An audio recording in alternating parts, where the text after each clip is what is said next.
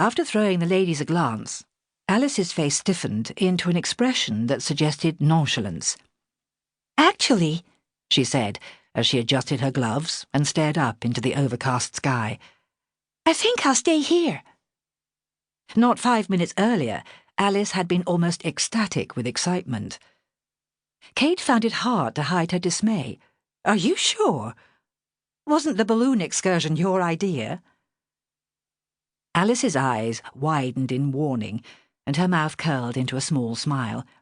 "Don't be ridiculous," she laughed. "I wouldn't dream of setting foot in such an undignified contraption."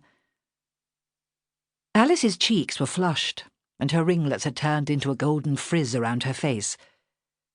She had kept her hair colour, the blonde not turning dark. It made her look younger than she really was. Her skin, nursery pink and chalk white, with a touch of blue around the eyes. She was 19, but often taken for much younger. Cait felt a rush of affection toward her. She still wore her newly acquired adulthood badly, like an oversized coat that she hoped to grow into. The balloon operators started to untie the ropes. Cait glanced up at the lip of the basket. There was no sign of Jamie. She would have to tell him of the change of plan. She turned back to Alice. "Will you wait here?" "Are you going to go without me?" Alice asked. At that point, the idea hadn't even occurred to Cait. Of course, she should stay behind. She was a companion, paid to accompany and supervise Alice and her brother, Jamie Arrol. Also, at 31, she was far too old to be spontaneous. Worst of all, heights, steep ascents, and theatre seats in the upper circle all terrified her. And yet, as she had told herself in the carriage on the drive to the showground, she would get the chance only once in her lifetime, and so she must take advantage. "Maybe I should," she said. "Would you mind?" "No, don't remain on my account." "And you'd be safe. You wouldn't move an inch from this spot." "I won't be seduced, I promise. Just go, Mrs. Wallace." "The tickets are already paid for," Cait called as she climbed towards the outstretched hand of the balloon handler.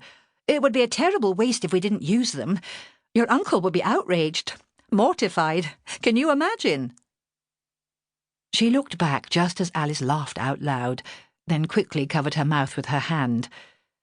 Ironically, for a girl who spent so long perfecting her expressions in the mirror, she was prettiest like that, when she forgot herself.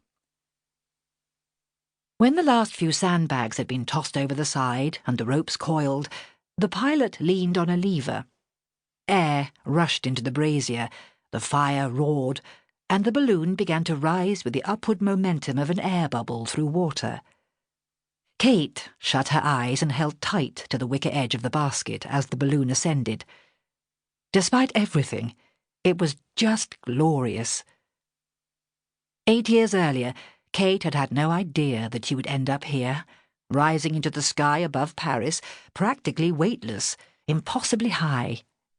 She had been married, settled, grounded. Her husband, Saul Wallace, was handsome and debonair. Their home in Glasgow was large and comfortable.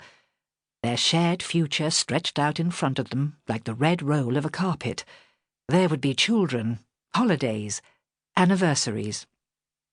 Saul was just 32 when his train left one side of the River Tay and failed to reach the other. It was 3 days after Christmas, December 1879.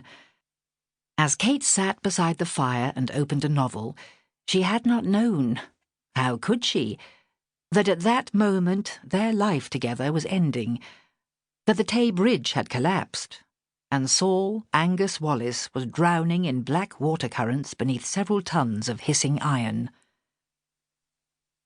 The hot air balloon had reached the end of its chain and came to a sudden, jolting halt. She opened her eyes. The brazier roared. The balloon still floated in the air. The world was as she had left it. Paris below and the sky above. For a moment she focused on breathing. She wouldn't let herself think about the empty space beneath the gondola. She wouldn't imagine the altitude they had reached. The other passengers rushed from one side.